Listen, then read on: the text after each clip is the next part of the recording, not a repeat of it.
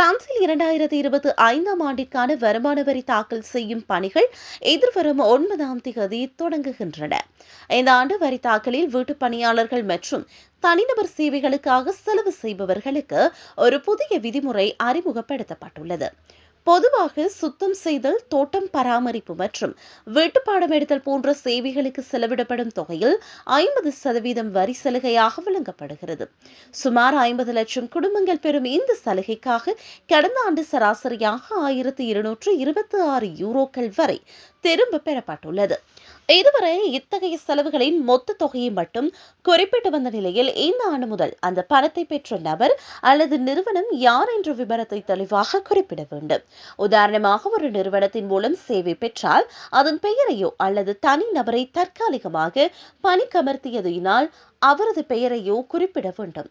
இந்த மாற்றமானது கடந்த 2025ஆம் ஆண்டிலேயே அமுலுக்கு வர வேண்டியிருந்தது. ஆனால் வரவு செலவு திட்ட ஒப்புதலில் ஏற்பட்ட தாமதம் காரணமாக வரி படிவங்களை புதுப்பிக்க கால அவகாசம் இல்லாததால் இது தற்காலிகமாக ஒத்திவைக்கப்பட்டது. தற்போது 2026ஆம் ஆண்டு படிவத்தில் இதற்கான புதிய கட்டம் சேர்க்கப்பட்டுள்ளது. சோசலிஸ்ட் கட்சியின் திருத்தத்தின் மூலம் கொண்டுவரப்பட்ட இந்த நடவடிக்கை வரி சலுகைகள் எவ்வாறு பயன்படுத்தப்படுகின்றன என்பதனை துல்லியமாக கண்காணிக்க உதவும். 2023ஆம் ஆண்டு 6 பில்லியன் யூரோக்களாக இருந்த இந்த வரி சலுகை செலவு 2025ஆம் ஆண்டில் 6.5 பில்லியன் யூரோக்களாக அதிகரித்துள்ளமை குறிப்பிடத்தக்கது.